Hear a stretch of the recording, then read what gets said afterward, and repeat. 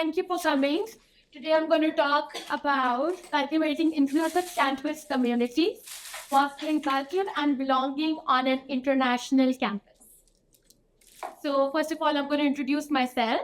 My name is Sheenam Bhardwaj and I work as the activities coordinator. I work with the Student Services Department at Fairleigh Dickinson University, Vancouver campus. A little bit about my role. As the name suggests, I do the fun part. So I do events, activities, and I actively try to make our space more warm and welcoming and have those students feel a sense of belonging. Having been a former international student and an immigrant myself, I try to bring that international student mindset into every event and activity I plan, right?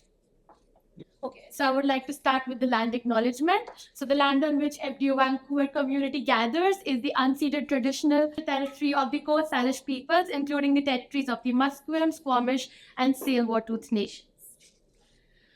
A little bit about FDU. Fairleigh Dickinson University was founded in 1942 and it was the New Jersey campus. It is the largest private not-for-profit university in New Jersey, and the Vancouver campus was founded in 2007.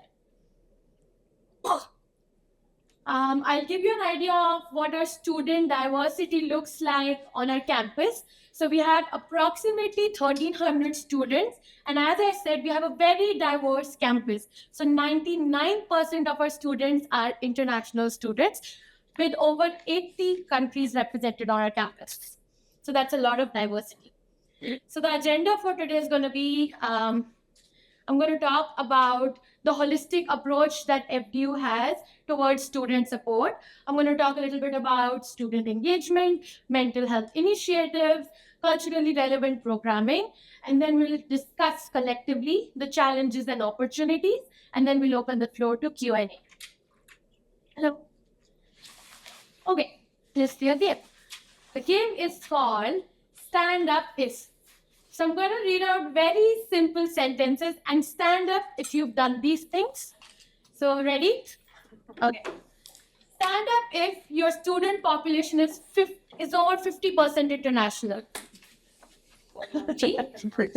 Lovely.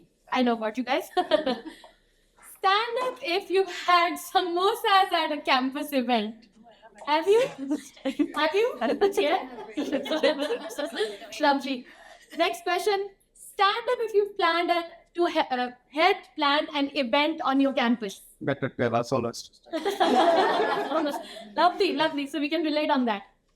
Okay. Stand up if you worked with students from over 10 countries. Right. Yes.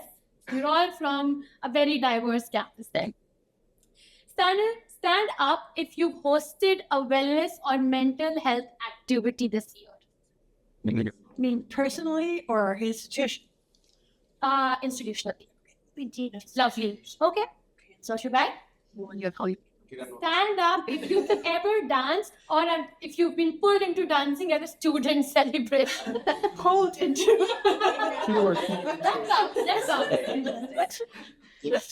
if you've learned something new from a student last week. That's beautiful. So we know we all work closely with students. Thank you for participating. Now that we're all warmed up, let's get into it. Sorry. Moving on. What is this?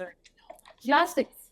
So I'm going to tell you all to put your international students' point of view glasses on and think. Lovely. I can see my coworkers putting their glasses on. And think from an international student perspective. And that's exactly how we plan our events and activities at FDU. So I'm going to ask you all to put your glasses on and think about this question. If you were new to this country, what would help you feel included on campus? Feel free to raise your hands. One-word answers are also okay. If you were new to this country, what would help you feel included on campus? Meeting other people. Lovely. Social events. Anything else? Have home food. Food from your home. Lovely. What else? Anything?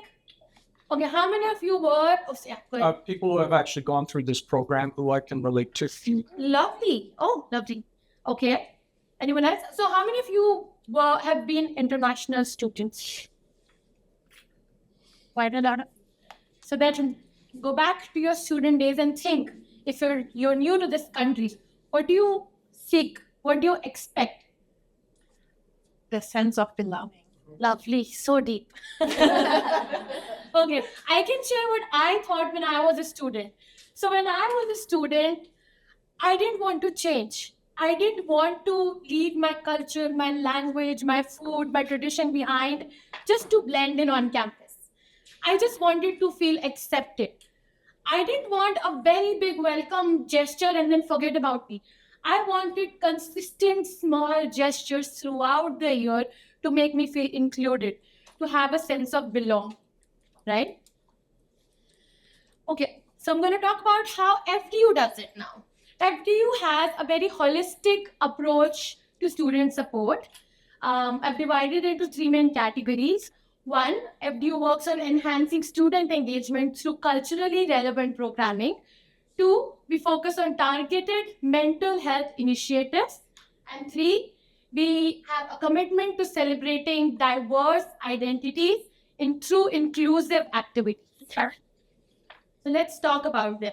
You're going to see lots of happy, beautiful pictures from our events throughout my presentation. So talking about the first way, it is by recognizing cultural holidays and traditions. Right here, you can see a photo from an event we celebrated last month, which is called Holi. It's a South Asian festival of color, particularly an Indian festival. But the beauty of it was not only did we recognize the Indian festival, it was also a great opportunity for people from different countries to come together and get this experience for the first time in their life. You can see all the happy faces right here. Next up, we enhance student engagement by providing platforms for students to share their cultures. Like I said, when I was a student, I didn't want to leave things behind. Instead, I wanted people to ask me, what do you do back in your home country? And then I want people to share with me as well. So here you can see a very happy photo from our Diwali celebration. In this photo, you can see I'm plating up iftar meals. So this Ramadan, we have a very big student population, a Muslim student population who fasts. But me being a not Muslim, I wasn't aware. I'm just going to tell you from my point of view, because remember, I have those classes on, so I'm an international student right now. So I did not know anything about iftar or Ramadan. So the beauty of this event was, one, it was organized by Bangladeshi Student Alliance, which is a student-led club. So look at the beauty of it. Students are not just participating. They are involved from day one. They're organizing, they're planning, and they're leading the event. They're taking charge of their own culture. This gives them a sense of belonging, like it's their event, right? So then they told us how to plate those meals, how to break the fast. And to get an even better experience, I actually fasted the whole day. So I did not have any food or water, just to feel how it feels like to fast, right? So that's a Ramadan event that we did last month. That's Nowruz, so that's Persian New Year. The table that you see is called Hafseen table. Our students actually, a faculty member of ours and students put together that table the way they do back home. Because a lot of students here don't have the facility at home or don't have some family back in their apartments and their houses where they can put together a table. But here they came together as a family and arranged the table. Not only did they explain it to us, non-Persian students, what Hafseen meant, but they also felt so so attached and so recognized and seen on our campus. Next, we try to create events that reflect the student population. Again, a very, very happy and colorful photo from our Garba dance event, which is held in the month of October. You can see a few of the people actually knew how to do the Garba dance, but the others just joined in and they learned a new kind of dance form. So another happy event. Then, encouraging intercultural exchange. In our photo, you can see this is the Brazilian carnival. So we actually had a professional Brazilian dance instructor come and do a workshop for our students. This was a great opportunity to learn some samba moves, plus also learn a little bit about what Brazilian carnival is, right? Next, creating opportunities for new experiences. Now, not only do we need to have students come and express things about their culture, but also learn a lot about local culture. How do they feel that they belong here if they go to a new setting? By giving them exposure to what happens in Canada. For example, these are two happy photos from a Whitecaps match that we took our students to watch, which was just such a good exposure to Canadian culture, right? As students, maybe they don't want to invest in tickets just yet, or they're not aware of how to book these tickets or what happens in soccer. So then the university takes such initiatives to give free ticket giveaways for students to go and attend such events. And you can see how happy they are. And plus, it's a great opportunity to meet new people. Next, fostering well-being and connection through recreation. So you can see a very happy photo from our volunteer appreciation outing that we did at Rec Room. So after our students participated in an event by volunteering in it, we kind of thanked them and took them out for a recreational activity. Again, it was the first time for a lot of people of going to Rec Room. Okay, second is targeted mental health initiatives. So FDU has an on-campus clinical counselor who students can book appointments with, right? But to take it one step further, because it is also a stigma in a lot of cultures to seek mental health counseling. So to take it one step further, what we did was student services collaborated with the counselor, and every semester we organize an event in the student lounge. It's kind of a group activity which the counselor organizes, and there are incentives. There are things you can win. There are things you can take back home if you participate. The beauty of this is that this is a good opportunity for students to come meet the counselor, feel comfortable. And after that, we've seen, after doing such events, we've noticed that the rate of bookings with the counselor have gone up. Why? Because they're so accessible and seen. And so people feel comfortable.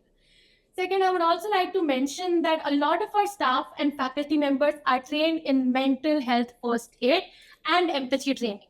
And a lot of my colleagues are receiving that tomorrow, actually. So this is also a great training to have for staff and faculty to, talk to students and address their concerns. Third, FDU also has a commitment to celebrate diverse identities through inclusive activities. Now, we wish to diversify our activities, but don't do it just for the sake of it. Just for a particular month, you celebrate Black History Month, Pride Month. No, not like that. Do it all through the year so that they actually feel like we're not just ticking a box, but we're actually making efforts. So one such example of honoring a range of backgrounds and experiences is our Black History Month speaker event, which was widely attended. Again, we have, as I mentioned, a lot of initiatives to promote LGBTQIA plus visibility and allyship. Over here, you can see a very happy photo from one of our Pride events. You can see the cute Pride cake on the bottom corner of that photo. Basically, we had a BIPOC activist come in and chat with the students. We had an anonymous drop box in the student lounge where people could come and write questions and anonymously drop them off in the Dropbox, because maybe, again, there's a cultural stigma in a lot of countries of opening up and talking freely about LGBTQIA+. So then this event was widely attended. A lot of people came, and the BIPOC activist Firuze, they addressed those questions. They shared a few resources. There was cake cutting. There was a lot of mingling. So it was a beautiful event. On the right, you can see a photo from our movie screening. So Share Vancouver is an LGBTQIA+ organization which does movie screenings. So they did a Pride movie event at our university. And this is a photo from that event. Okay, a huge part of being inclusive is also honoring Indigenous culture and promoting awareness. Here you can see master carver from Squamish Nation, Darren Yelton. They were invited as an Indigenous speaker to come and connect with the students. And it was such a beautiful event. Why? Because they brought along their artifacts, their carvings, their books, and they had this huge setup. And they went one by one, telling the importance of each thing they carved, what it meant to their culture, talking a little bit about history. And it was such an eye-opener for a lot of people who don't know about Indigenous culture because they've not studied all their life, or they've not lived all their life in Canada. So they're international students, right? So a photo from that. Also, a huge part of being inclusive is creating a welcoming environment starting from day one. So training your student volunteers to be great orientation leaders and creating a very happy and welcoming environment right on the day they enter the university is a great move. Okay, building a stronger community through volunteering. Now you can see a photo from our beach cleanups. Basically, through these events, one, they learn how to give back to the society, to be involved in the community, and also meet new people. So this is one of the examples of the very many volunteering events that our students do. Okay. Another thing while I was making this presentation I thought about was organizing more hybrid sessions to expand accessibility. I was just chatting with someone who's an accessibility person here, so you take care of all the accessibility needs of the students. Just thinking about not scheduling sessions on a Friday in the middle of the afternoon when there's no classes on campus. Like, I don't want to force people to come to campus. Just keeping those things in mind and those needs in mind of how a student might have to travel too much, how a student can't make it to their event because they have a class, recording that session so that they can watch it later. Just keeping those things in mind, those student needs, and having a little bit of empathy when planning some events, if it allows recording, if it allows an online session like this one. This was an online Women's Day panel discussion that we did at FTU last month. One of my coworkers, Jewel Jo, was also a part of it, you can see. So it was a widely attended event, but not only widely attended because it was online. A lot of people reached out to me after the event saying, sorry, Shinam, we couldn't attend. Could you send us a recording? Which even, increased the impact of the event. Okay. Something that I just genuinely feel is that as educators and administrators, there are few things that can create inclusive spaces. Like very small details. Having inclusive language in your emails, not addressing it to a particular group, not doing dear ladies and gentlemen. Being very inclusive is the key. Second is the food at our events. Like Emily mentioned, something that she really wanted to, something that she really wanted in the campus to make her feel belonged and included is the food. So planning food from a particular country when you plan the event. For example, the Brazilian event had coxinhas and I don't even remember the name, but empanadas and all those things. So it is great exposure for the students, but it is also great exposure for the students from that country who feels, oh, my food is being eaten by everyone. I can go ahead and explain, this is how we make it, right? Okay. And a huge part of organizing such events on campus is building cross-departmental partnerships. It's not just one department or one person taking charge. I might be the activities coordinator, but I have a huge support system on campus, and it's not just my department. Everyone comes together to create a place which is warm and welcoming. For instance, you can see the pumpkin carving.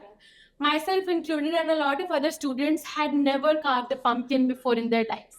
So one of our faculty member actually came forward and said, I want to take lead of this event and host this event and teach you how to carve pumpkins, right? Clubs Day is a beautiful example of how admin and clubs can come together to organize an event.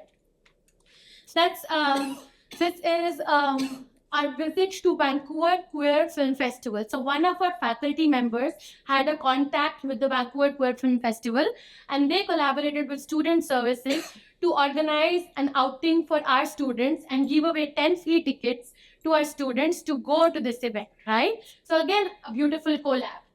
Here we had an Irish co-worker who actually told us about St. Patrick's Day, the importance of it, and the way they would do it back home. Here you can see my lovely colleague Emily right there, who taught all the students Chinese calligraphy during Lunar New Year celebration, right? As I mentioned, the Ramadan celebration, we never knew what an iftar plate looked like, or we never knew what Ramadan was supposed to feel like. But again, clubs and the student services came together. Again, a beautiful collab. And this one is a photo from our Model United Nations. As we speak, our Model United Nations team is actually presenting in New York. So who are the two chaperones? One from student services, one from marketing. Not only is this a beautiful collaboration, it is also an opportunity for our marketing professionals to go see what kind of exposures our students get so that they can later communicate this to our agents when they're doing recruitment, right? So it's all interlinked. Perfect. What is this? This is the case. What do? Keep the glasses back. Now we're no longer thinking like international students. What are we thinking like? As educators and administrators. So now let us wear our educators and administrators hats back on and think again. Let's talk about challenges and opportunities of serving a highly diverse student population. Now, the beauty of it, like I mentioned so many times, is the exposure people get to global cultures. Had I been in India, my home country, I would have never gotten the exposure that I've gotten here, right? So similarly, having international students means a lot of exposure, a lot of intercultural learning, a lot of partnerships, right? So these are the opportunities. They also develop leadership skills. But the downside is that sometimes we face a few challenges. Now, what could those challenges be? There are cultural sensitivities. So every time we write an email, every time we make a post, we have to be very mindful of what kind of language we use because there might be a cultural sensitivity related to it. Again, as I mentioned, mental health stigma. A few cultures going to a counselor is like a hush-hush issue. It's a taboo. No one ever talks about it. No one goes easily to a counselor. So that can be, again, a deterrent, or that can be a challenge that we have to combat while doing these events. Limited sourcing and staff, maybe if it's a smaller campus or the staff is not that much, sometimes you want to do a big event, but that's the limitation of it.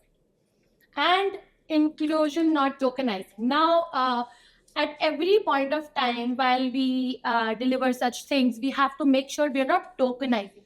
Tokenizing means we're not just ticking a box. We're not just doing it just for the sake of doing it, but we're actually doing it from the heart. And not just doing it once, but doing it repeatedly, consistently, every day, step by step. In the end, I would just like to end by sharing a few impact stories of our students. Pasha is actually from Iran, and he shared how the Nowruz event made him feel less homesick. Surbi, one of our students, shared that she was very nervous when she came here, but she made new friends, learned new languages, and felt really supported.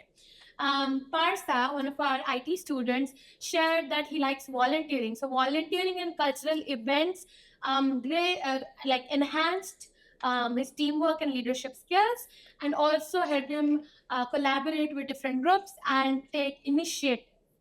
Right? I did get a chance to go to different groups and chat with them. I would just put it in 4 points what I gathered from all the 3-4 groups we have here. One is that we all believe that we need to meet students where they are emotionally, culturally, socially, right? Second, regular feedback leads to helps us better our events and activities. Embed inclusion in all events.